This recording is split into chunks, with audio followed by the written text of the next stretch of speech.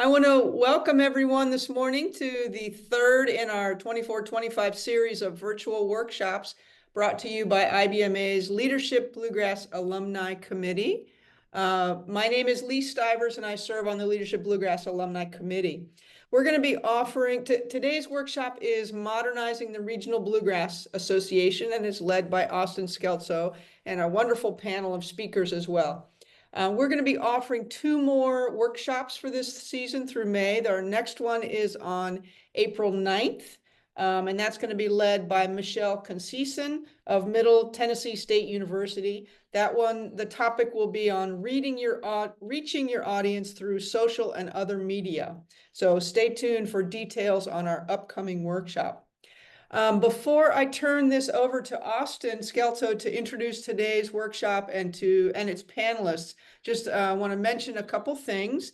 Your mics should be, you're coming into the room with mics muted, and they should stay muted the entire time.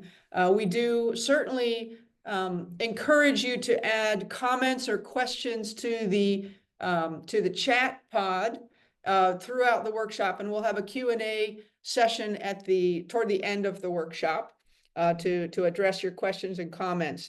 I think it's usually best to set your view mode to speaker because we don't have people pinned to the video. So go ahead and set that to speaker mode.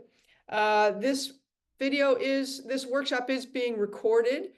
So it will be available for viewing later on the IBMA YouTube channel.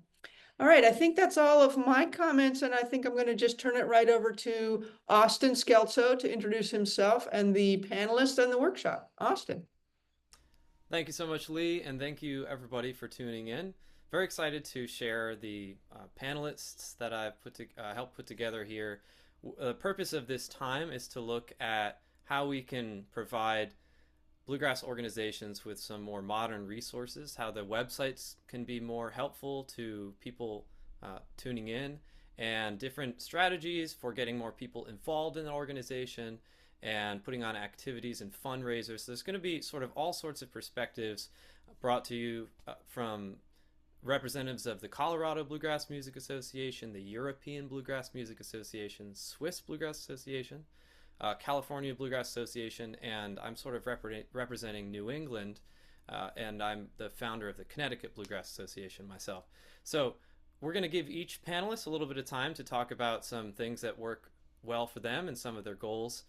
And I'd like to start by sharing the Connecticut Bluegrass Association, some of the things that I put together. I had the sort of benefit of looking at all the other successful New England Bluegrass Associations around me before I established the Connecticut Bluegrass Association, because I realized that every state in New England had a Bluegrass Association except for my home state of Connecticut.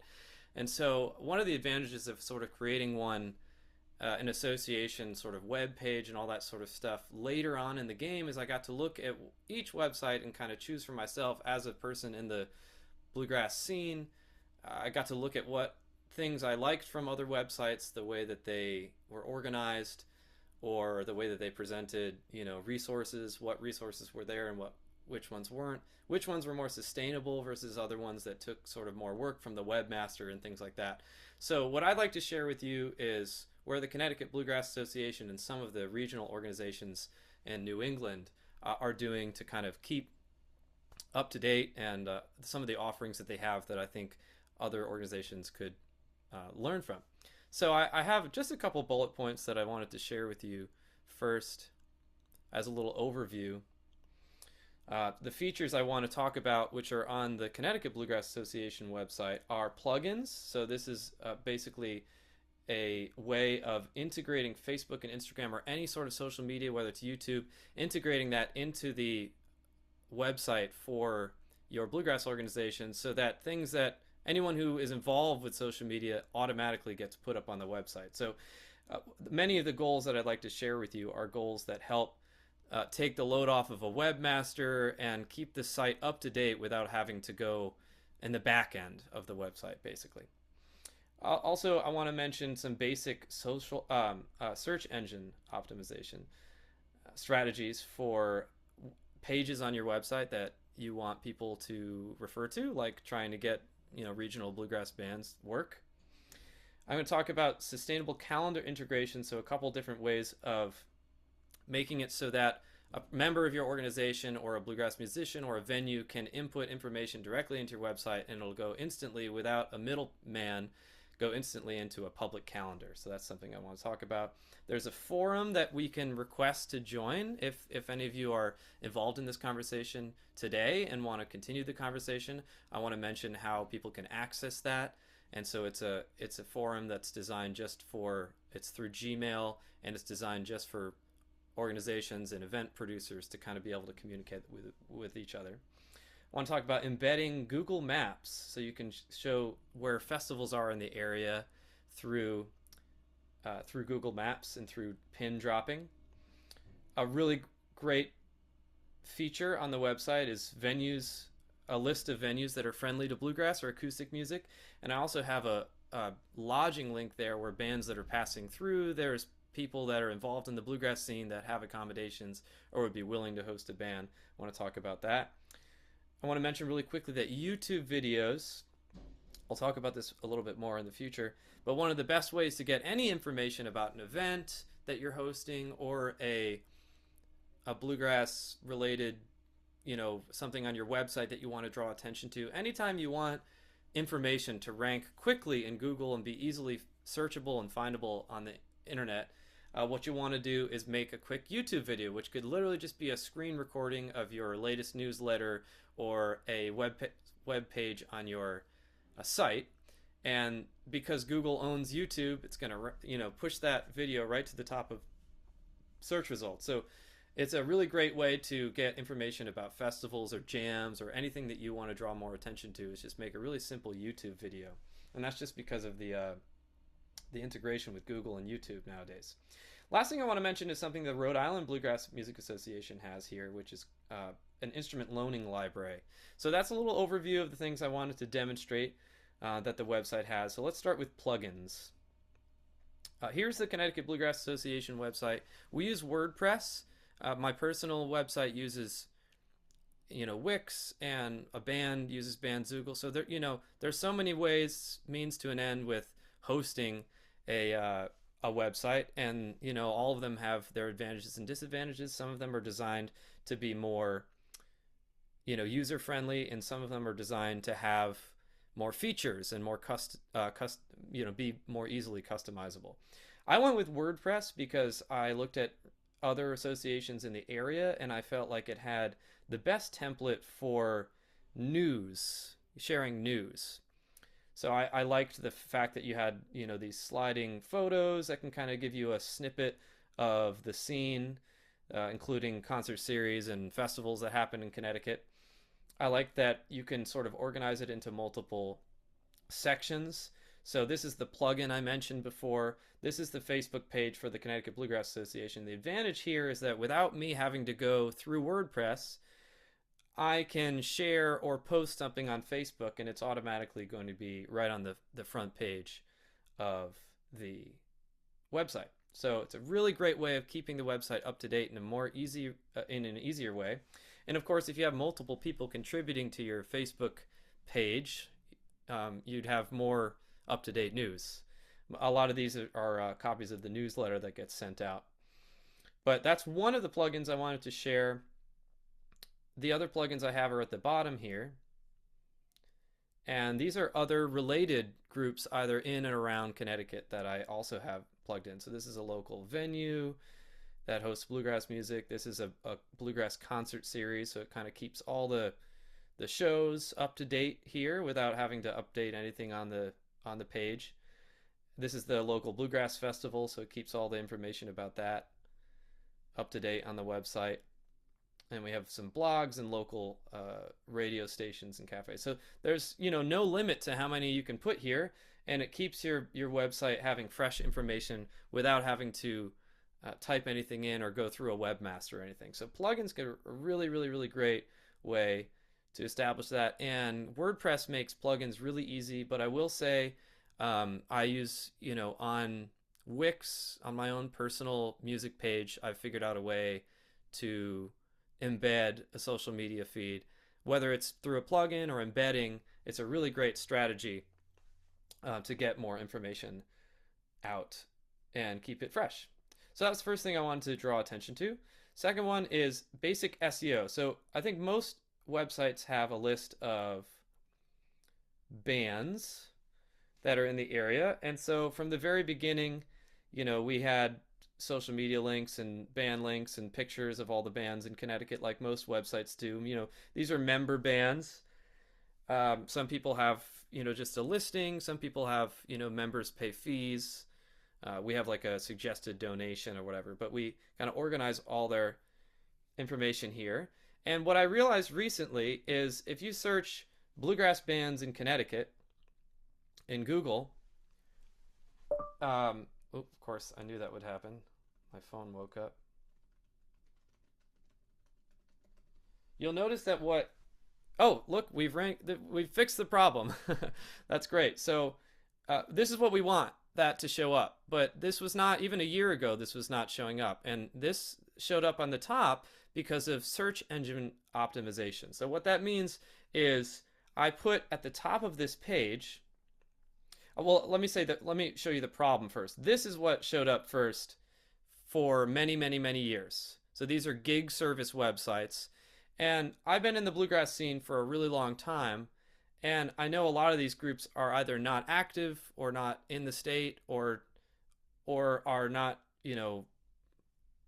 necessarily represent. Some of these are from all over New England or whatever. So a lot of them are out of date, and some of them are country bands or whatever that are listed as bluegrass bands. But the point is, this website won the search, and I was wondering why. And within a little research, I just found it's basic things like this. What are people searching in Google to find when they're looking for a band? Well, what they're looking for is they're saying, I want to hire a bluegrass band. And they might say best bluegrass band. That's a really common thing, right? And they're going to search in Google, I want to hire a bluegrass band for my birthday party or my wedding reception or this music festival or concert series or corporate event or whatever, special event. That's what they're going to put in a Google search when they're searching to have a bluegrass band. So if you want your website and you want to support local bluegrass bands and you want that kind of work going to member bands or bands that you know are active in the scene, one of the best ways you could do that is just to literally copy and paste this text and put it on your page that includes the information about that. So I just wanted to mention that this can be really simple. The way that you optimize any page is you just figure out whatever you want to draw attention to, search in Google exactly that, look at what comes up first, and then analyze that page for what text is on that page and figure out what text can you put on your page that will help rank your results higher, right? So basically what it comes down to is if someone wants to hire a bluegrass band, what are they going to actually search in Google? And that's kind of basically a summation of that. So you could see it's very simple. It's just like 2 sentences. And it took this page from getting buried in Google to going right to the top. So I just wanted to share that for the Bluegrass Bands page. Let's kind of continue on there. Of course, you could apply that to any page on your website if it's local jams or whatever. Just, try it for yourself. Search what other people are searching and see what shows up in search results. Next thing I want to talk about is sustainable calendar integration. So I worked with the Minnesota Bluegrass Music Association after meeting at IBMA on this solution to the calendar, which is the most used feature on our Connecticut Bluegrass Association. If people are coming through the state, they go search, where's the bluegrass in Connecticut? First thing that comes up is the calendar. And I'll show you how we work the calendar, which is has been set up sort of intentionally to be easy to use. So here's the calendar. I could see that I haven't really taken my own advice, and I should have some text here that better describes what this page is. And now that I'm on that mindset of search engine optimization, but looking for a bluegrass jam, people are probably searching that. But anyway, you see all the events showing up chronologically here. This is a embedded Google Calendar. So that means if I'm hosting an event, or if anyone's hosting an event, they could just, add the Google Calendar to their Google, calendar on their phone, and they can post directly to the website through that feature. And we did that for a while, but I realized not everybody uses Google Calendar, so they're not as familiar with the system. Here's another variation on that same calendar, what it looks like. So I'm just, the way that I'm, on the back end of this, you can set how you want it to display by week, by month, by schedule. So I have one of each, so it kind of gives people a different overview. And we just added this. So this is a Google form, but it's integrated through a website, which it's a little bit more complicated to go into right now, but I was working with the Minnesota Bluegrass Association on how to make a Google form embedded on here where people can just put their information about the gig or the performance, whether it's a venue or a bluegrass band. They can type all their information here, and it'll automatically go right into the Google Calendar. So that's integrated through something called make.io, which was honestly a little bit challenging, even for me as a young person, to work my mind around technologically. The person I was working with, Ross Willits, who couldn't be here today, was the one who introduced me to that at IBMA World of Bluegrass. And it's very cool. I think if you're interested in that, we might be making a YouTube video on how to make that work. But I want to also call to attention that it's not the only solution. The end goal is to have an easy way for people to submit their events. So Hudson Valley Bluegrass Association, I think, pays for a service called Talkify, and that just basically looks like this. Let's see. Submit event. It takes you to here, and it allows you to submit event. Now, I don't know if they have to approve this or if there's anything that they have to do, but essentially it's another means of making it more accessible for people to get their information up on the website. So the easier the better. I think the more events that are up there, the better. And having some sort of system, whether it's Talkify or embedded Google calendars using an integration that kind of takes that and automatically plugs it in here, that's the goal of the sustainable calendar. Moving on to the next thing here, I want to mention the forum. So if you're interested in this conversation or conversations like this, I want to draw everybody's attention to, if you go to ctbluegrass.com, there is a forum here. It's basically a place to share best practices or ask important questions about bluegrass associations, event planning. There's a link to join. If you click this, it's going to say, you have to request to join and you have to explain, why or whatever. It's just like joining a private Facebook group. I'll see that personally.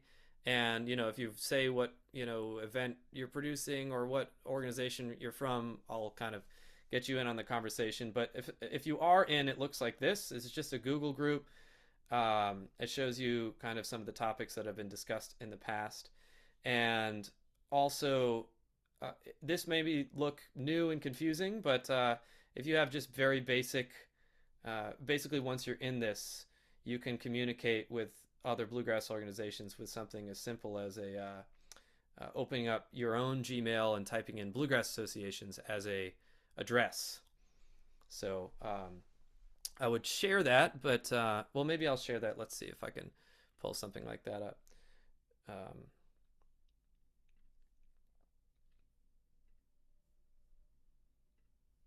Yeah, here we go.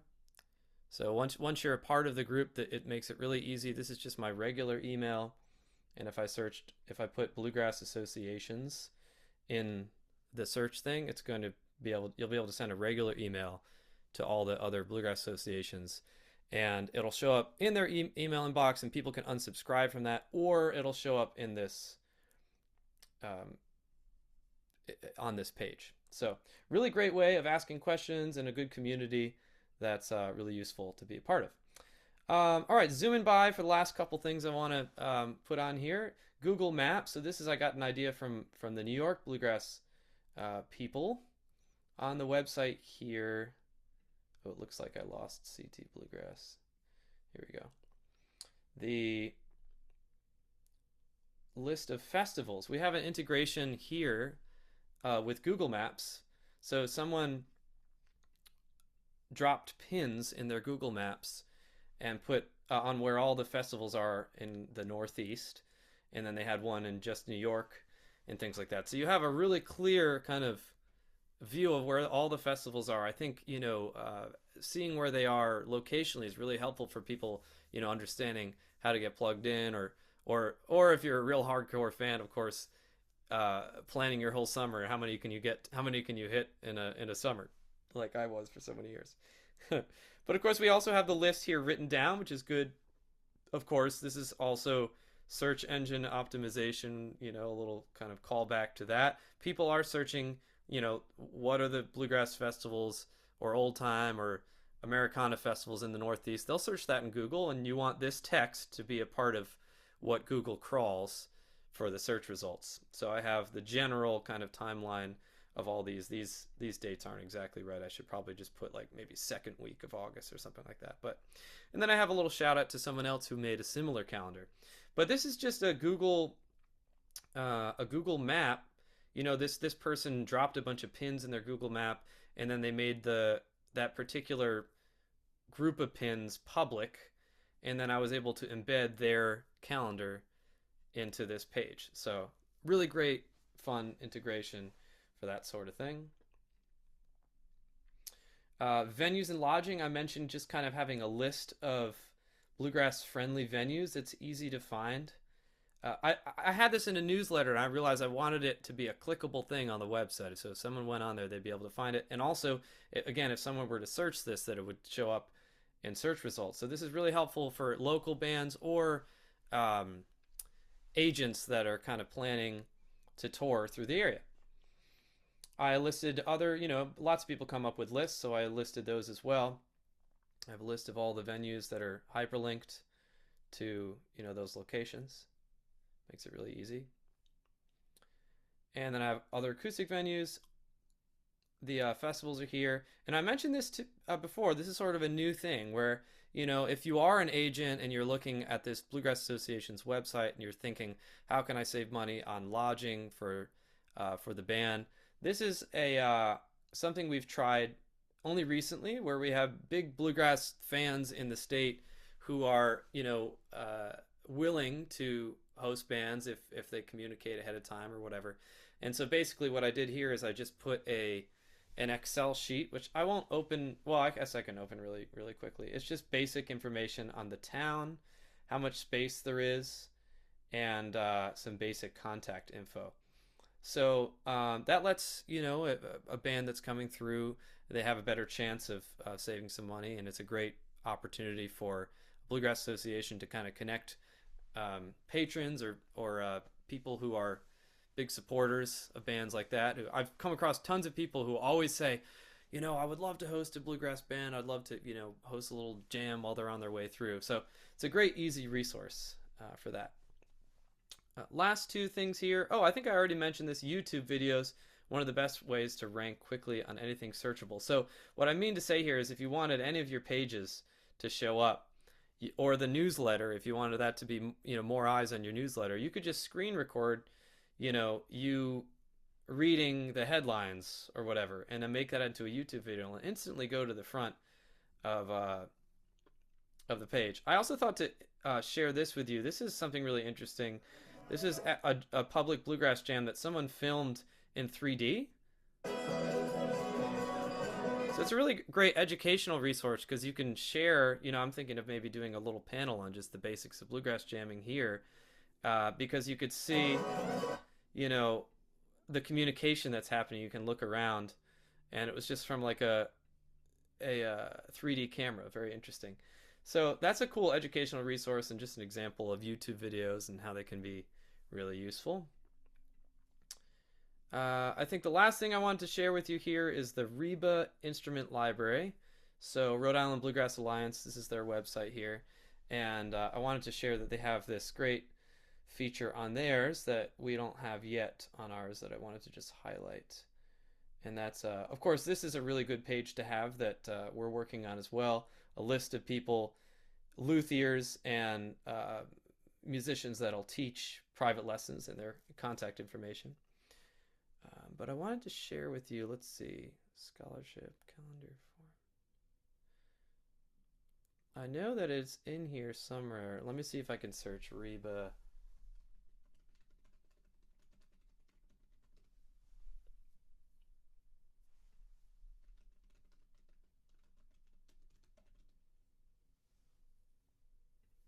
Learner Loaner. Here it is.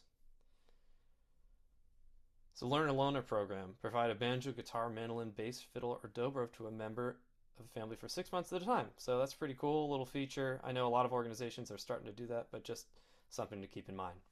So with that, I'll sort of wrap up the features I wanted to share with you. And there's much more awesome stuff to come from our other panelists. So I'll thank you for kind of listening to my segment here. We'll come around for questions at the end, but I want to pass the baton over to the president of the California Bluegrass Music Association, someone I've worked with for a few years now, here and there. Look forward to seeing him every year at World of Bluegrass, and we're going to hand it on over to Pete Ludé. So take it away, Pete. Hey, thanks so much, Austin. Great information there. And this is a wonderful forum to be able to share all of the, we can steal all of our colleagues' good ideas. How about that? Mm-hmm. I'm executive director of the California Bluegrass Association. We're celebrating our 50th anniversary this year. So it's very exciting. We've been around for a while and we're still trying to get everything right. But we have a great team of volunteers. We're approaching 3,000 members across the state, and we have all kinds of programs all year long, which has kind of directed us into needing to know how to organize these people and handle the membership databases and finances and ticket sales and communication and everything else. So I could share some of that with you. Maybe following Austin's footsteps, I could do a quick flyby on our website because there's a lot going on there. But I don't want to, dwell too much because it could take a long time. So this is the homepage, and we have a lot of different directions. What we try to make prominent at the top there is become a member. So that's not hard to find. And that takes you to our membership portal that allows you to sign up into our database.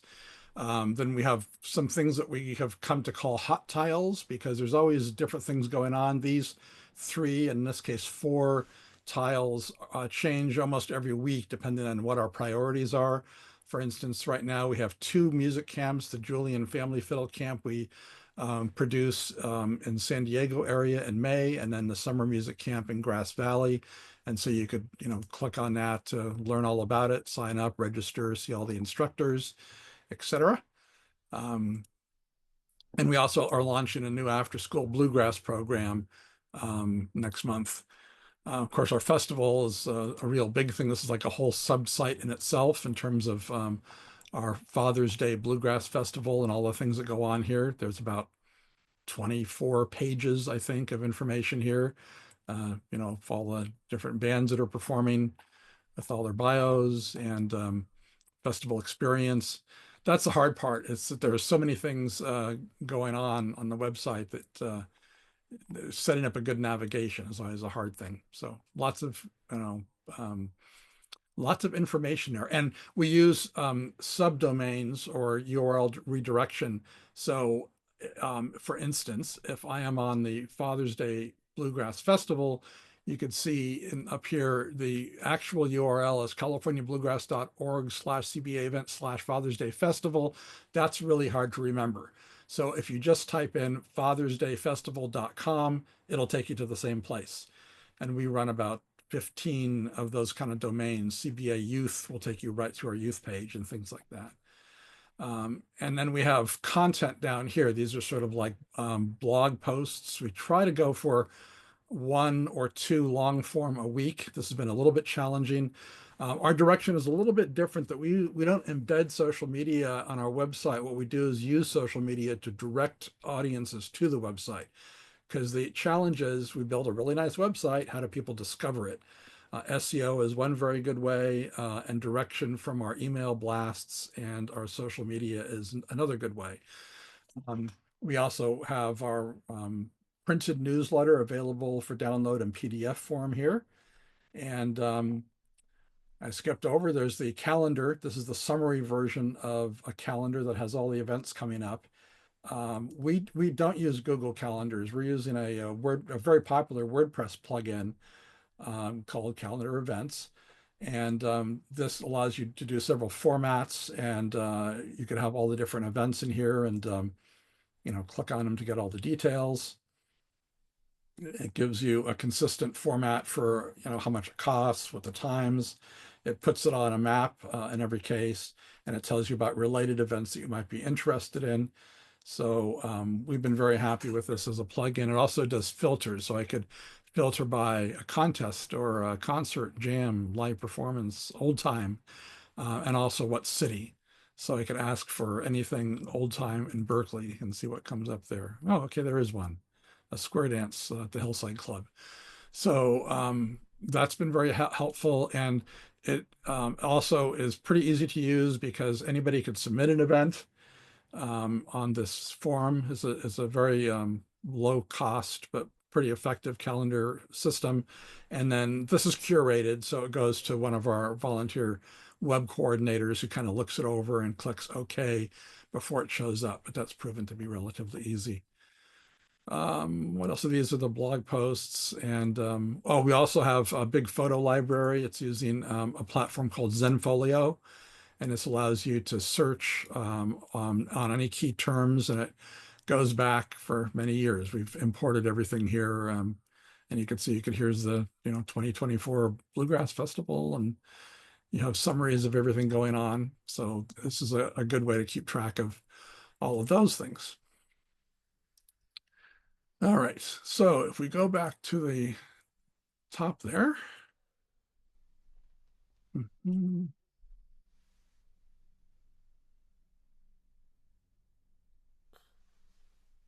They said navigating is always fun here. Okay. We also have resources. You could, there's a database of music teachers, bands, luthiers, instruction material. We have a number of programs. For instance, the Bluegrass Entertainment and Artist Relief Fund supplies grants to people that are get ill or injured and can't play for a while. So we've been very fortunate to be able to help a whole number of key folks get through tough times, and we allow people to donate to that. We also have this new one is our After School Bluegrass Club. This is bringing music weekly into classrooms. We're doing our pilot project up in southern Humboldt County in this beautiful building. We just opened up applications and already have like 25 applications for 20 slots. So it'll be fun to see. And this is just using Google Forms as the application format for that, which is very simple and easy to set up. And we have a message board. This is something that is a legacy. This was started about 10 years ago. And it's sort of, think of it as an alternative to Facebook or other social media. There's a lot of people that are not comfortable being on Facebook and they just want to talk about bluegrass. And so there's a small group, a very loyal group of folks that continues to post and have discussions and debates on this. And we're actually phasing out this version of it because there's much better social media alternatives for forums that we hope to be able to adopt. The one we're looking at, actually we're in beta test now, is from Fluent Community. And here's an example of what it looks like. You could make it look almost identical to Facebook in a way, and be able to see all the different applications for it. That's just the page for it. So we're setting up forums on the Fluent Community for all the different regions. We have 30 regions throughout California, and they could all kind of talk among themselves. We could have them on, the banjo forum, the old time forum, and things like that. So it'll be kind of interesting. And we've had a lot more people in the last year tell us that they'd rather do that than go on to a Meta, Facebook or Instagram for those sort of discussions. We have all the events put together here. These are all the CBA produced events. We have campouts, music camps, festivals, Golden Old Time Camp Out, a couple of hotel jams, square dance.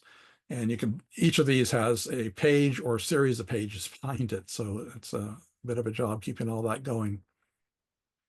Again, if there's any questions, love to see them in the chat area. And I'll just take another minute to share with you some of the kind of behind the scenes here. If I find the stop share and reshare here, because I just talked about a lot of what goes out to the public, but it's taken us a while to figure out how to do that all. And I can summarize it for you here. And if I click on the right button, I could get it the right size.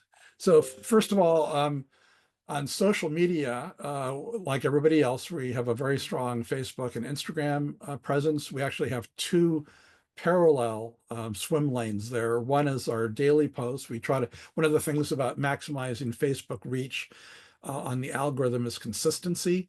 So if you do 5 posts one day and nothing for a week, it's not going to rank as high. We'd like to do more than 1 post a day, but that's where we are right now, and it's working pretty well for us in terms of getting it out there. But in parallel with that, we have a digital agency which helps us in ad placements on Meta ad campaigns. So these are the sponsored ads you see. We use this for a few campaigns per year. For instance, our end of year giving campaign, which was pretty successful, and for our Father's Day festival. They have something called the Meta Advantage. It's an algorithm that was introduced a couple of years ago, and it does lookalikes. So for example, we could give a list of emails of all the people that have attended our festival in the past, and Meta, which is Facebook, the parent company, will go out and identify those emails and what their Facebook profile is, and they'll look for other people with similar Facebook profiles and then send that out to all those people. So by making those matches, we'll get presents out to several tens of thousands or even over 100,000 Facebook accounts that may not have ever heard of us, but they have similar attributes. Fluent Community is the one that we're adopting for our new discussion board on it. Of course, we use YouTube, but it's really primarily for embedded videos. We're not taking the time to do a curated channel at this time. And then behind the scenes, we use Neon One for our membership and constituent management. That's probably the single most important chunk of software that we have. This keeps track of everybody who is a member, who has ever been a member, who has ever donated, who has ever bought a ticket, who has ever signed up for our email list, and in some cases, people that have shown support for similar music activities. So we have about 15,000 people in our membership constituent management base. There's a lot of information about each of them. We track, what instruments they play, what size t-shirts they are, when their birthday is, and use that for promotions and other things. We use DonorBox for donations. We have a number of campaigns going. We've just started to use GiveButter for silent auctions. That they're a very aggressive new platform for nonprofits that has a lot of functions. They do the same thing as DonorBox, so we might consolidate these in the future, but right now we have a silent auction, and for sweepstakes, we use Rally Up, and event tickets, we use Tix. A little further behind the scenes, we also use WordPress because we did quite a bit of look into it, and my background is in technology. WordPress is by far the most flexible. It has the biggest support from plugins and other tools and integration. It's not the easiest to use, but we kind of did that sacrifice for the flexibility. And as I said, the event calendar is called the event calendar. Constant Contact for email, PayPal and Stripe. We're trying to move everything over to Stripe for payments, including our online, and then Square for point of sale, and also for online merchandise. We have an online merchandise store. And then finally, for expenses, we have a number of volunteers that need to go out and buy pizzas for the jam, or new banners or stickers or something. And so we issue these credit cards on a CBA account. We could assign what the spending limit. We could say it's only good for this month. We could say it's only good for this expense. And that allows us to track very carefully where our expenses are going. And that's proven to be, pretty important for keeping a handle on all these things that are happening at the same time. So that's basically what I got, and I'm very happy to answer questions as they come up. Fantastic. Thanks so much, Pete. I see That some of was the questions that came up. Do you want to deal with those later or touch on those now? I was thinking of, as there are quite a few, I was thinking of maybe asking Lee to kind of note and maybe group and organize those questions in a way that we could, tackle them quickly.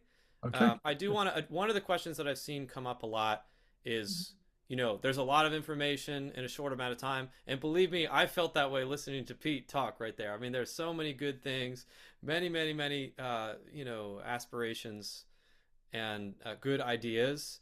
And these ideas don't have to be executed on today. They could be, over the next 5 years or so if you have some sort of plan, or if you're able to take notes and share the outline, or maybe even share this recording with your own Bluegrass Association at the next meeting. So the most common question I've seen is, how do we get access to this? How do we get access to this? And I just want to assure everybody that you could see at the top, this meeting's being recorded. We're going to be able to replay this on YouTube in slow motion, even if you wanted to. So no worries there. I just want to make sure you all know that if you got the invitation from IBMA, you'll see that from that same email channel, they'll send this video probably within a month, because they have to kind of edit it and things like that. So it could be anywhere between a week and a month, I would say. I will also personally share that within this forum that I mentioned.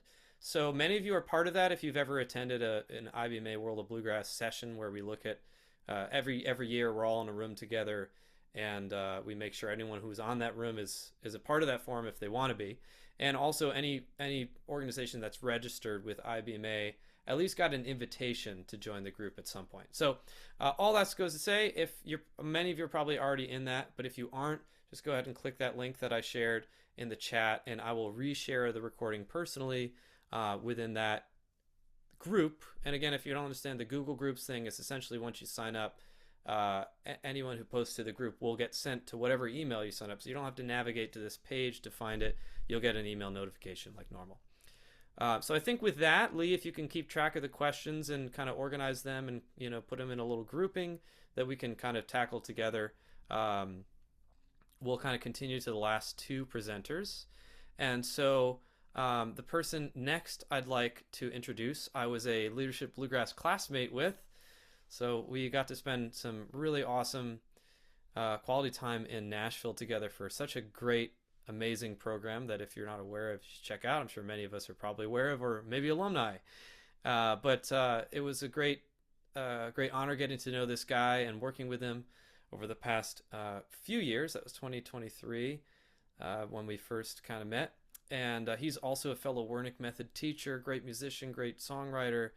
He is the past president of the Colorado Bluegrass Music Association, and he is now working with the DC Bluegrass area. And so he's going to maybe share a little bit of his findings in both of those organizations, and also what he's learned moving from those two, and from his just knowledge in general about the bluegrass scene. So I'm going to introduce and please make welcome Kevin Slick next. Well, thanks, Austin. Wow, that's I need to get you to write my promotional material. That was quite a rundown.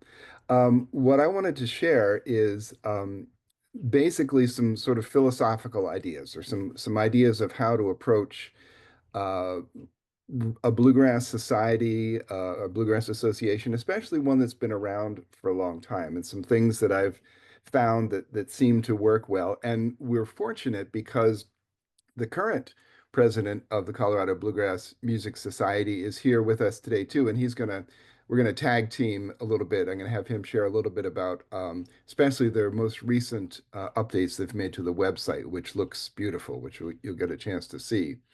So here's a couple of ideas that I've found to work well. When I came in with Colorado Bluegrass Music Society, it was a bluegrass organization that had been around for about 50 years, had started festivals like Rocky Grass, and had a long, rich history.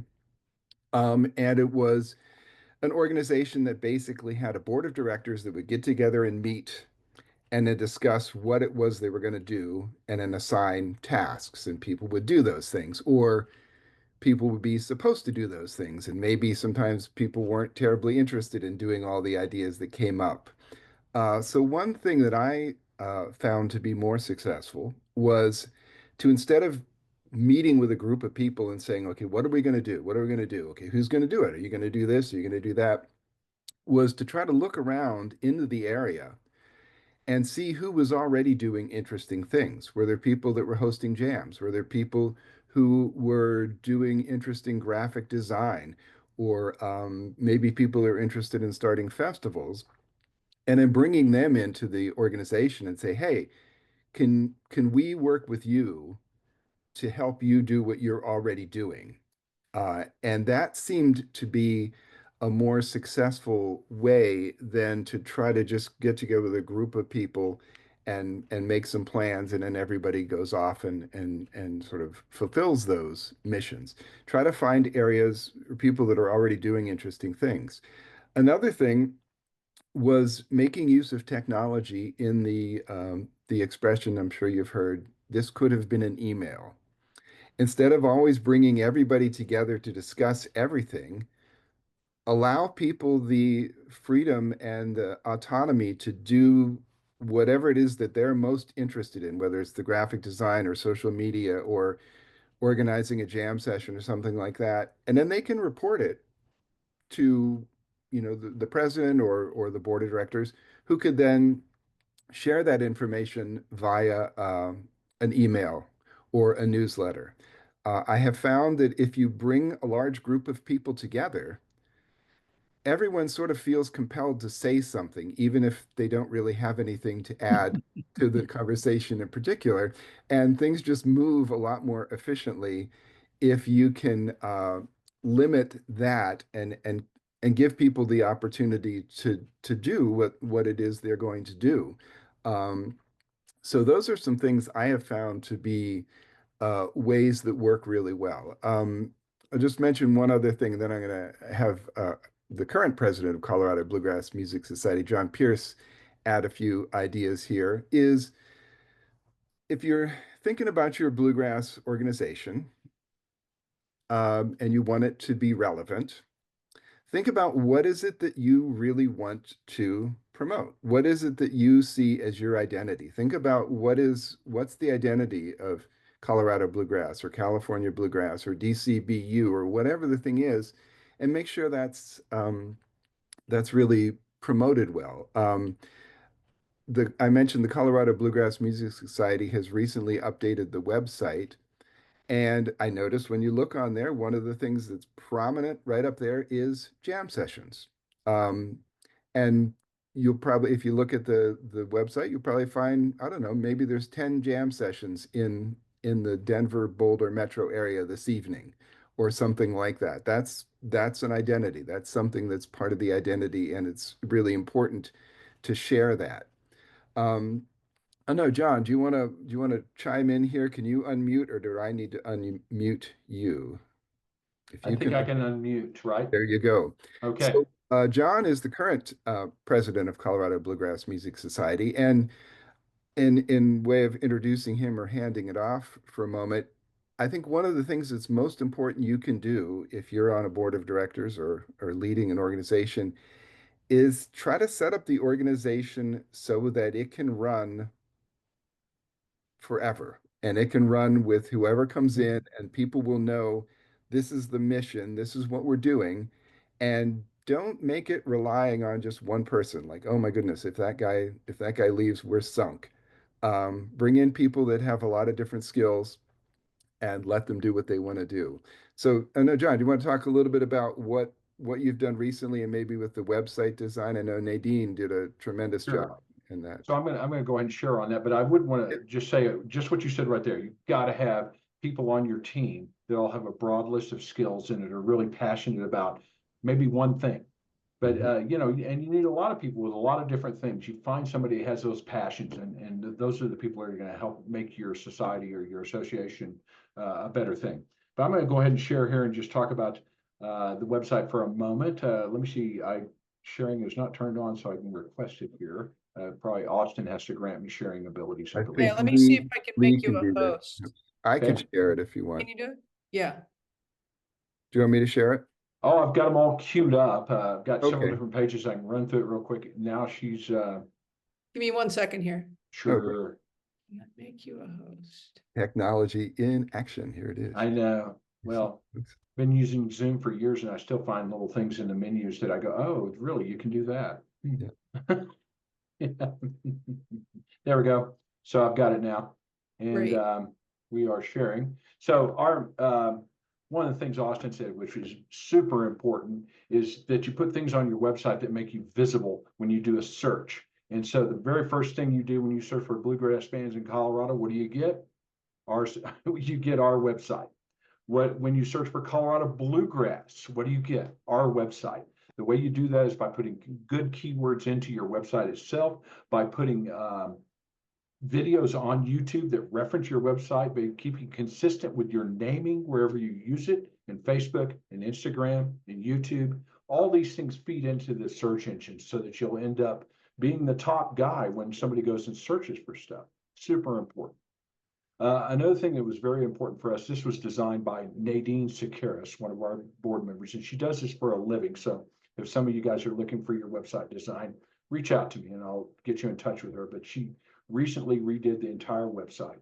One of the things that's a real focus for ours is just to give you a little background, I've been working in IT for 48 years. I work for a very, very large retirement income company, and we do a lot of web stuff. One of the things we found out through our research is that something north of 70% of the people who access websites do it with their phone. You probably know this, right? So we wanted it has to look good on the phone. It has to be accessible on the phone. It has to be really easy to find stuff. And another thing we found using Google Analytics and also Facebook's what they call Insights, which is their Google Analytics, is that the most hit places on our sites are figuring out where a jam is. We have like 32 jams in Colorado going on at any given time. And so we wanted it where it's accessible on your phone. It's listed, you can get a list, you can do it by a map. You can do a lot of different ways to display the thing. But the important thing is that when I've got my phone and I look for a jam and I find one, I can click on that and it's going to jump right there and give me directions on my phone and launch me into Google Maps so that I got directions and I can go find that jam because I'm probably sitting in my car, wondering where I'm going to go pick tonight. So anyway, that's one of the things we do. And also we do the festivals. I think I mentioned that too. We have a list of festivals. We have over 32 festivals in Colorado. So each of the festivals, we've invited them to contribute with this calendar. And by the way, we use Wix for our website access. And the calendar is self-maintained. We can send a link out to the people at Durango at Meltdown, and they can self-service their portion of the website and what they see, what people see when they come to our website and what links they see for that festival. So that's been very handy for us. We, as Austin mentioned, for the Connecticut website, we keep a list of member bands. We've got, and you go search for those member bands and the link to our website will pop up along with their link many times. So that's another thing that's a big hitter for us. Those are the top 3 hits. Number 1, people search for jams. People search for festivals. Number 2, people search for bands for their weddings or their parties. Number 3. The last thing we do that we try to do like maybe every week or two is put out, we've got a blog page and we have different guest writers who will write reviews or just articles about bluegrass in the area. And so we have them write those on our website. They can do that self-service through the website and type up their blog.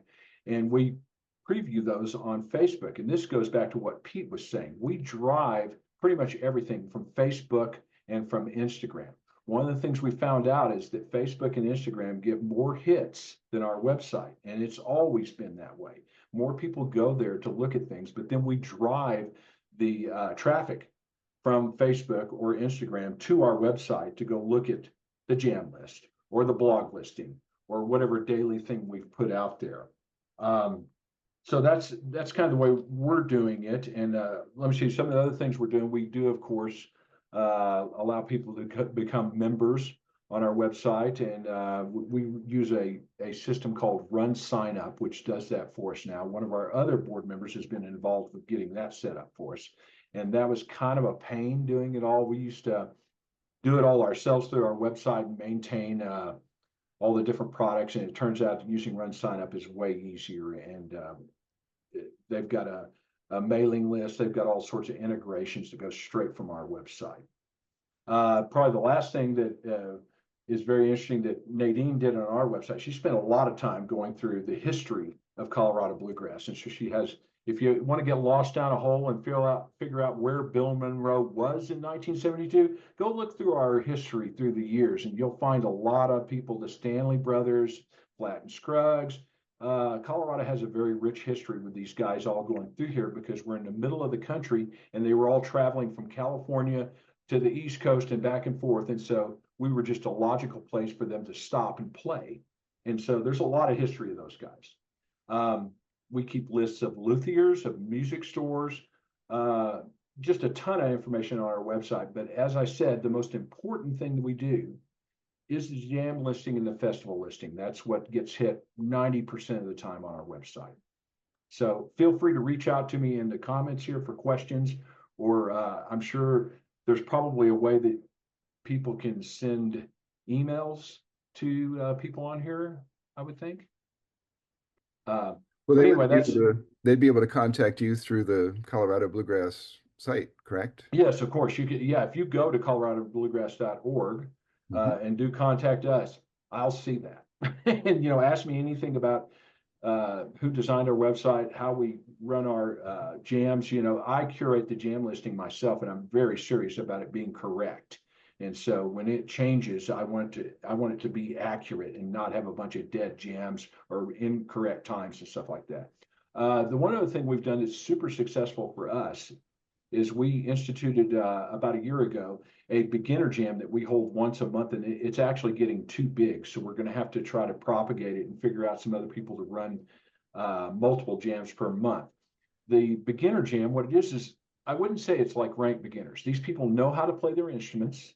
Maybe they've been playing in their houses, in their basements. Maybe they've been singing there, but they are terrified when they go to a jam circle and all the people are blazing along at 120 beats per minute and everybody knows all the songs. So we created the beginner jam as a safe space for people to come and learn about jam etiquette, to be able to try their first break in a jam or their first time they're singing. And it is honestly the most gratifying thing we do to see somebody come to a jam who's never sang in public before and do it there.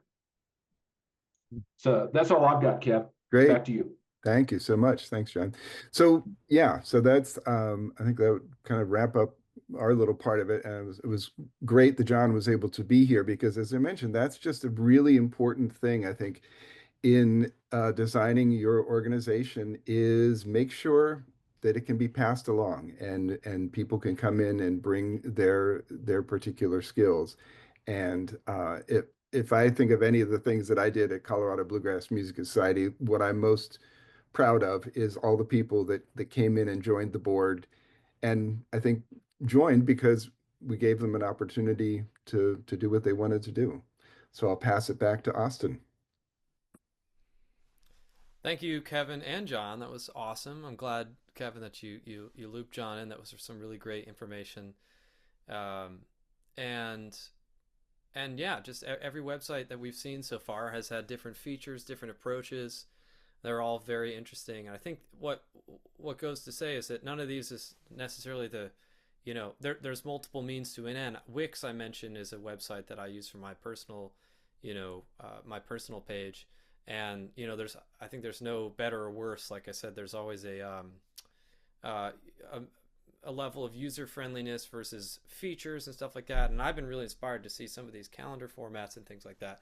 So we have about a half an hour left. I'd like to kind of give the final chunk of presentation time to one more person. We are monitoring the questions, and we're going to have at least 10, if not 20 minutes to address those questions in the chat. Some of them are getting answered, quickly in the text, and there's a lot of experience in the room beyond just the panelists. So if anyone else wants to chime in, feel free to do that in the chat. But I am asking Lee to kind of keep track of which questions haven't been answered, and they will definitely be addressed by the end of this time. I just want to make sure we have time for the final panelists to share. And I want to introduce this person first. I should mention that when at Leadership Bluegrass, I met several members of the European Bluegrass Music Association, one of which I hosted this panel with at World of Bluegrass, who was my Bluegrass classmate, Christopher Howard Williams, and he's involved with the La Roche Festival in France. It was a great time talking and hanging out with him and putting on this panel at World of Bluegrass. He was unfortunately unable to make it tonight, but he was very kind and offered up another person involved with the European Bluegrass Music Association. This person is also involved and a specialist in the Swiss Bluegrass Association, and I'm so excited to hear their perspective from outside of the U.S. So please, I'm going to pass the baton now for the final portion, our final panelist from the Swiss Bluegrass Association, Angelika Torrie. Thank you, Austin, and welcome everybody. Yeah, I stand in awe, having seen the pages, and also you will hear that English is not my mother tongue, so I might be looking for words at times. I am currently the treasurer of EBMA, but also a co-founder of that organization back in 2001. I was on that board until 2015 and rejoined roughly a year and a half ago in the function of the treasurer again. But I'm also, we work all together. We're a big board of 11 people, now 13 people, 12 people, 13. And looking at the subject, at the topic of this workshop today, I'd really like to also point out Modernizing the Regional Bluegrass Music Association, that there isn't only a website, but there is also other membership benefits like meetings. And there's nothing like a physical meeting like the EBMA has just had, for example, in Prague, with 100 attendees from all over Europe and the US, meeting personally and finding out about their talents and passions. So I'm going to show the website of the EBMA. It's unfortunately not very impressive, as you will see. We're still working on it. We're all doing this in our spare time. So you can see, can you see this? I can't really see what Yes. you see. Yes, we can. Yes. And you see my cursor, so I shared the right thing. This is our welcome page, which isn't very exciting. We lack a lot of pictures, and I've learned a lot with the three previous speakers, of course. We're working on that, but I realized that our website has some fancy stuff. By looking for musicians, for example, we not only find names, and we can filter by instruments, and we see even pictures of those, but there is also something eventually coming up on the right side, which is a map where you can find those musicians. So you don't even have to know in which country it is. You just go, well, there's something in America. Let's see, who is that? New York City?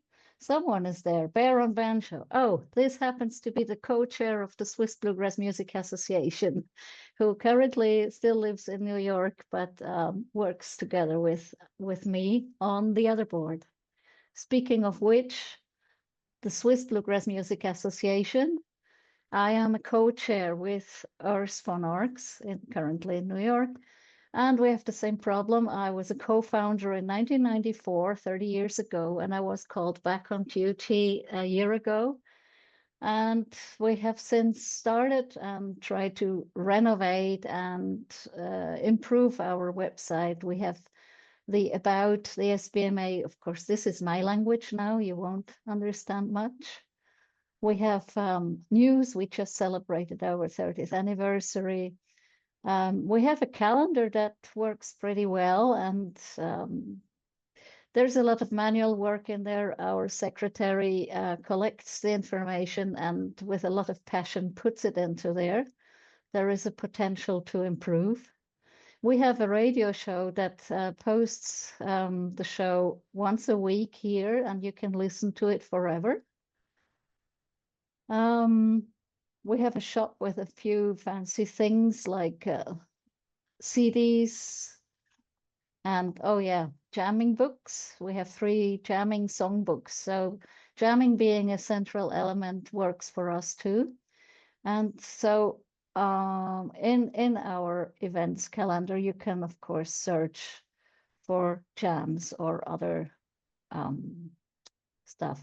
And then we have a password protected member department where we post our printed magazine, published 3-4 times a year.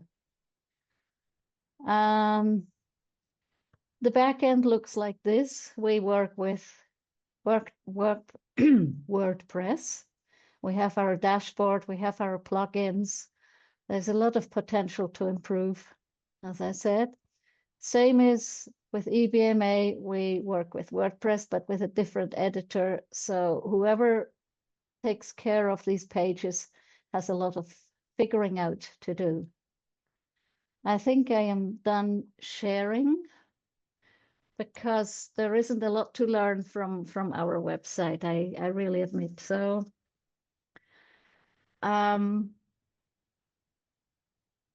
we're trying to find those people with a passion and the speciality, and we're reaching out. We're trying to reach out physically.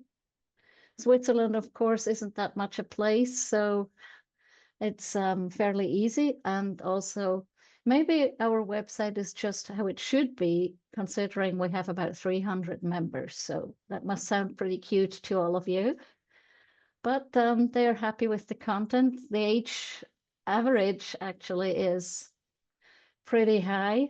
It rises every year, and we are struggling, or we are focusing more now on getting young people involved.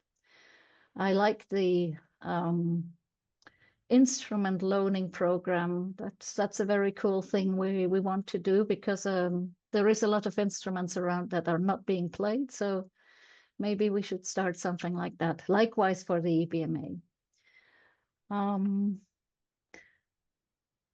Yes, of course, we are a team, a smaller team in the Swiss Association, a large team in the European Association.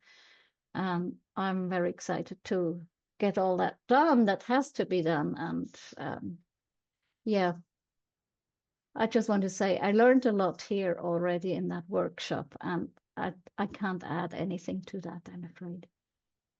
So up to the questions. Yeah, that's just fine. Thank you so much for being here, Angelika. It was really every perspective we hear is awesome. It's great to see things like this happening all over the European Bluegrass Music Association, and I loved seeing the little musician map. That was really cool. I love the idea, and I want to highlight as well the value of putting a place on the website where people can find the radio stations. I think a lot of the radio hosts, their websites are really hard to navigate, and just being able to find replays can be a real challenge. So I noticed that you had, an embedded sort of thing where they can replay every month. So I know CTBA has a page for radio that's not quite as organized as that. And I was just inspired by that section too, because there's a lot of people who do really good work on local radio, and highlighting that and getting it, drawing clicks to those, and getting the replay and the streamability of that, kind of making that more accessible and easy to people, and also optimized for search engine and things like that. That is an easy thing I think associations can do, draw attention to the radio stations. So thank you to all the panelists. I learned so much myself as well. I took some notes on the side. I tried to be as present as I can, and not just fully in typing mode for the questions, because I thought that there was such dense amount of information, and I know this is going to be recorded and all that.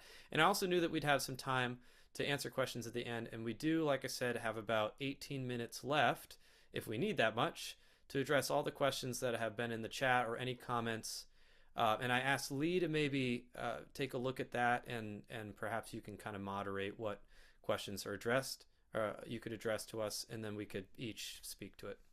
Sure. There's three areas of where there's been lots of questions and already some answers, and then a few other questions that are more specific. So the three areas, and maybe I'll just mention them and we can go back to the specifics and then get back to the bigger topics.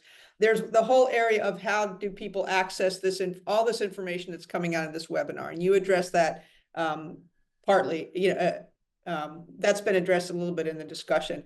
A whole discussion about where does the work come from? Where do the workers come from in designing and maintaining these websites? We've addressed that a little bit, and we can come back to that. And then the third one that's come up is kind of a discussion about for-profit versus nonprofit associations. And that seems to be a fruitful discussion. But I think let's knock off a couple of the questions that are just more very specific questions first. Trish Imbrono asks, for Austin, have you had much spam come through the form that you were talking about for the calendar? Since it's automatic, has that spam been a problem on that? Okay, so you're referring to the calendar, I believe. I think I should also mention that the forum, the Google forum, we did have to update the settings. There was one person who slipped through before I made it so that they had to request access. So now if you click on the forum, it's private until you get accepted into the group, which is, keeps the right people in the group, and it keeps the conversation on the forum more protected. So I want to just mention that for people that might have had that concern. And then you mentioned with the calendar, a lot of the integrations that we heard from these different websites are going direct without without a middle person checking it. And obviously there's advantages and disadvantages that I have not once experienced someone posting on the calendar that's a non-bluegrass related thing. That my personal experience. We've had that up for the direct thing only up for a year now. I know that the Hudson Valley Bluegrass Association has had their Talkify kind of version of that up, and I'm not sure if there's a middleman involved in that, but I've never seen any spam myself. So maybe organizations that have been around for a longer time could speak to if they've gotten spam or how to prevent that. But for me personally, I've not.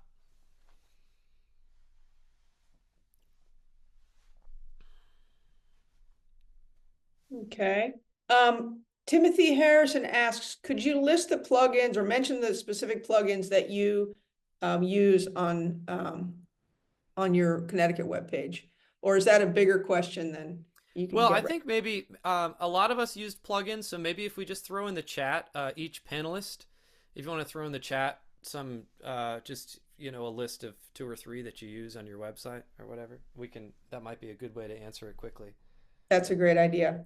Yeah. So. And while you're typing that, because you're all good multitaskers, I'll throw out the next question, the specific one, and that is Jessica Grossman asks, when you have info on instructors and luthiers on your websites, do you limit it just to the state borders, or do you allow out-of-state people to promote themselves, maybe if they're doing business in your state?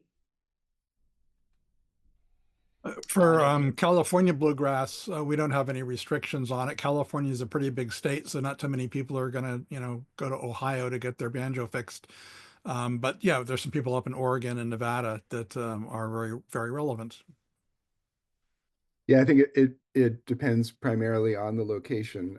As Austin mentioned, I'm also involved now with the DC BU, and in our situation right here, Maryland, Virginia, Pennsylvania, West Virginia. I mean, I can throw a stone from my backyard and hit West Virginia, but I'm in Virginia. And so it makes sense to have, maybe you just draw an arbitrary 50, 60-mile radius from wherever you are or something like that. And if it takes in more than one state, then it does. Yeah, I personally think it's pretty situational. I mean, Connecticut, of course, is one of the tiniest states, but New England's very connected, so it makes sense to put things outside. And Carolyn asks, how much does it cost, or how much does Neon One cost for tracking 15,000 people? That's a specific question. That's very specific. It's a few $100s per month. So it's relatively expensive, but we're able to leverage that for our fundraising and management, and don't see a way around it. All right, that takes care of the very specific questions. And Austin, if you want to open up the discussion to those other three topics that we've sort of addressed in discussion and in the chat. The first being, how do people access all this information? There's a lot of specific information. How do people get to it? The second being how association resources for developing and maintaining website and social media presence. And the third being the question of associations being nonprofit versus for-profit. Just how many of those are out there, the for-profit associations? Sure. Yeah, I think we have just enough time to answer those two questions. I'll answer the first one, which I answered earlier, just to reiterate the accessing this information. It'll be sent in two ways. One is through the Leadership Bluegrass or IBMA. Lee, actually, maybe you can confirm whether it comes through IBMA. IBMA. Yeah. Okay. So IBMA, if you're on their mailing list, you'll get a copy of this video. And also, I mentioned that I will, when I get that, because I'm going to be on the lookout for it too, I will share it as well in the forum that I mentioned before. So the forum is just, if you're a part of it, you'll get a email notification if you are a part of this. And most of the people on here are already in this, but if you're not, I'm going to put it in the chat again.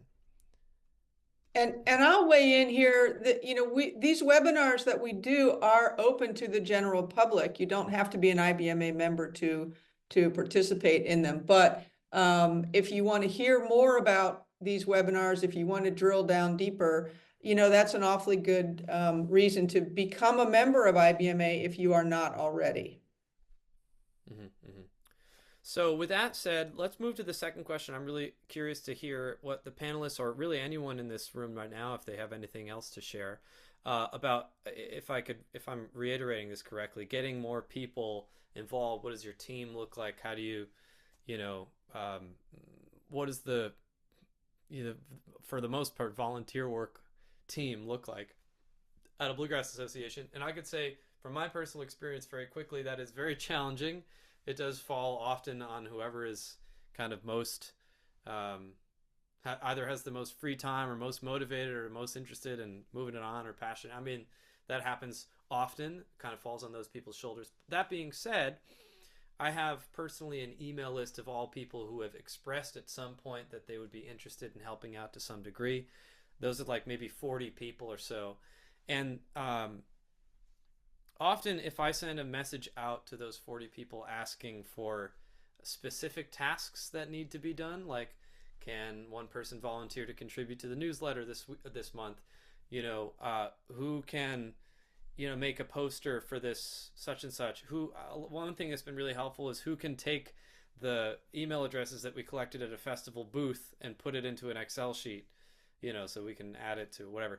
Simple things like that, just really clear tasks. If I share really clear tasks with deadlines, that's the easiest way to get people involved. But I will be totally transparent and say it's very challenging to get people on board to do stuff in a timely way, So I'm curious to hear what other people either on the Zoom call or on the panelists would like to share. Yes, I would second it can be a challenge. Colorado Bluegrass Music Society used to publish a print publication newsletter, and it just became it became expensive to do it. And also the editor finally said, I just can't get people to write on a deadline for free. And that was just the fact of the matter. I think, again, if you can solicit people and give people an opportunity to do something they really love doing, like this person really wants to be involved in radio, or this person really wants to be involved in hosting a jam. Give them the opportunities to do those things. That gets you at least part of the way there, because if people are volunteering for you, they need to get something out of it. Maybe it's the joy of being a part of the group, or maybe it's the chance to really push or pursue the idea they really want to do, but they need to get something, and we sure ain't paying them, so it needs to be something that they can get out of the experience.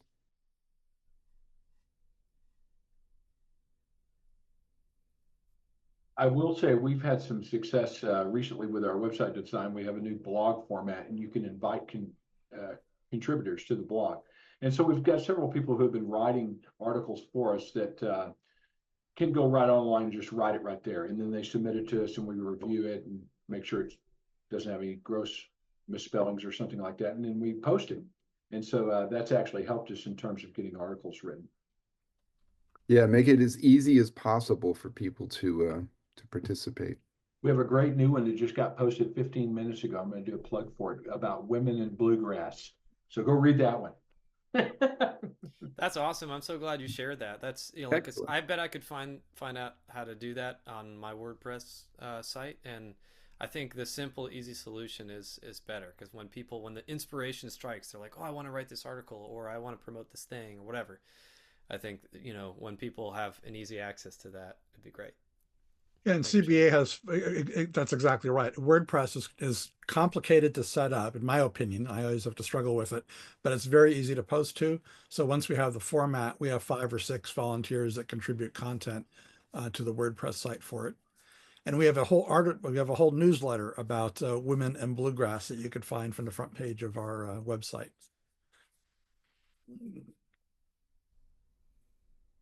Great stories. Angelika, do you have anything to share about how you get people involved, or what level of involvement you have outside of yourself and the Swiss and your EBMA? You mean you mean outside of the board or outside? Yeah, I mean volunteers. How do you what does your team look like? Who helps you do different tasks? Um, okay, I'll use the EBMA example for now. We do have this large board now, and we have a whole list of people who would like to give their skills and time to complete certain projects in their talents. And we keep noting them down, especially at the summit. We did a survey, and we asked the question, how would you like to help? Would you like to sponsor something? Would you like to contribute with your skills? Or would you just like to attend our meetings?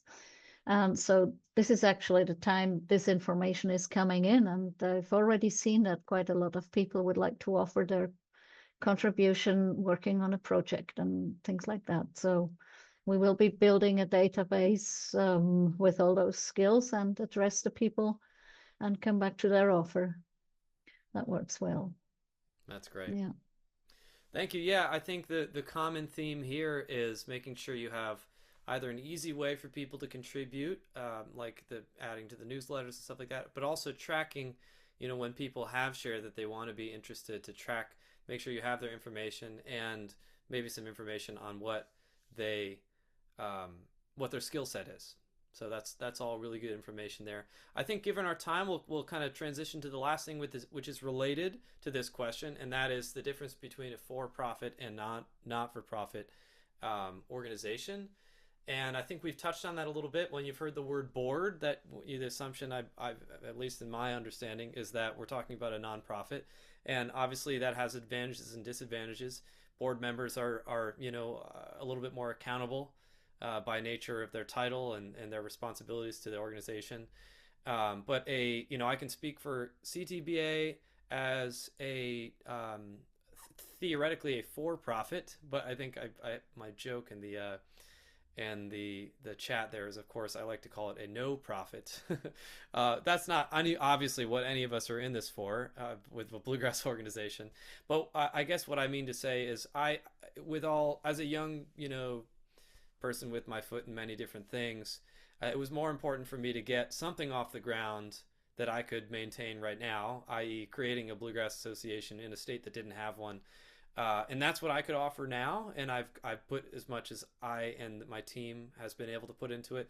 Making it a nonprofit right now is not a priority for Connecticut people for a number of reasons. You know, it has its advantages and disadvantages, of course, which we probably won't have that much time to go deep into. But I just want to mention from a for-profit, I guess, perspective, what it just means is that, you know, any money brought into the website is essentially going to be, you know, money that I have to report as income, and that income from the website, in an ideal world, just offsets all the costs of hosting the website, which is like $120 a year. It's buying stickers and magnets and printouts and posters and stuff like that. And you know, we've only been in association for, you know, 4 or 5 years or whatever, and I've spent around $1,000 of my own money between all those things, and it's offset in part by some people who have essentially donated to the cause. So that's what a for-profit, I guess, theoretically and on a very low-key way could look like. But maybe I'd like to make one clarification, Austin. All corporations are required by law to have a board of directors. LLCs and the sole proprietorships don't, and that's where, you know, you could have a small organization that doesn't need a board. But saying you have a board doesn't mean it's a nonprofit. Okay, yeah, that's why. Thank you for clarifying that, because I did mention that this is in my understanding. So maybe you could speak to you know, the differences better.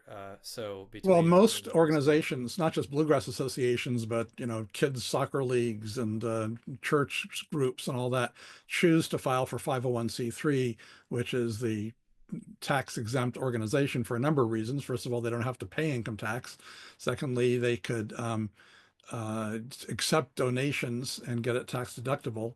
Thirdly, they're able to get a lot more grants and other supporters for people that you know, require to give it to a nonprofit organization as to one that could be a profitable one.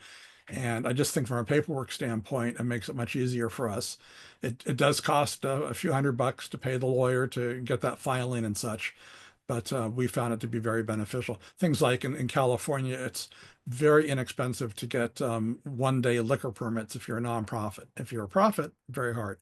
If you want to do a raffle in California, you basically can't do that as a profit, but you can as a nonprofit. So there's a number of advantages, which is a reason I think that the vast majority of associations take that route. Mm-hmm. Yeah. I know we have just a couple minutes left, but Kevin or John or Angelika, do you have any thoughts on that to share?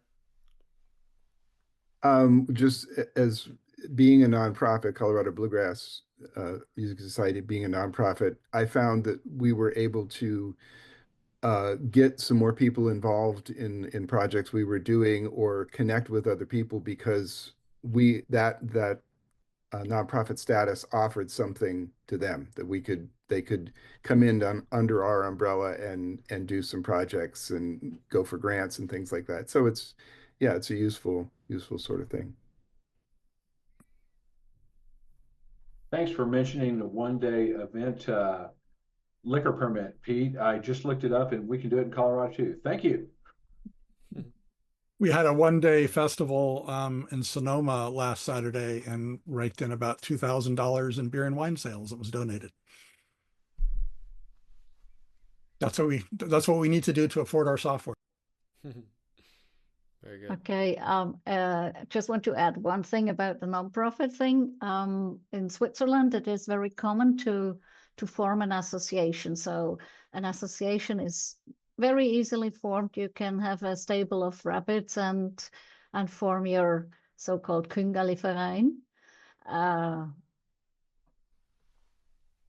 These associations, they are tax exempt as long as they don't have turnover of more than 150,000 Swiss francs, which is quite a lot. So all the associations I work for as a treasurer, I have never had one that reached that goal or that limit. So basically they're all tax exempt, but 501 also implies that you can deduct your donations to it.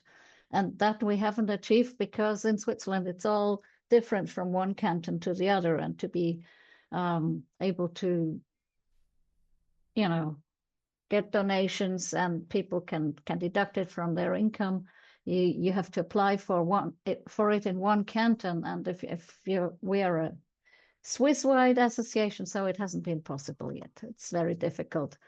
And the other one, EBMA, is also formed according to Swiss law because, as I said, it's very easy to form an association there, and it's in a stable format. But eventually, as soon as there is a law that is pan-European, it will probably be shifted to that. So.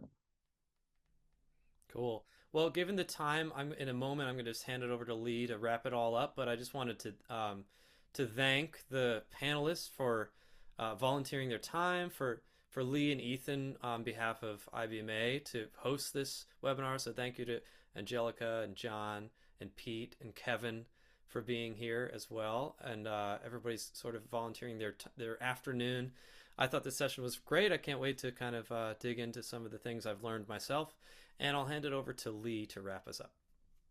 Well, thank you so much. Thank you, Austin, Kevin, Angelika, Pete, and John, for all of your incredibly useful information there, that just generated so much discussion and questions and all kinds of stuff in the chat. This is fabulous, and this kind of experience is what we hope for with this virtual workshop series. So we thank you all.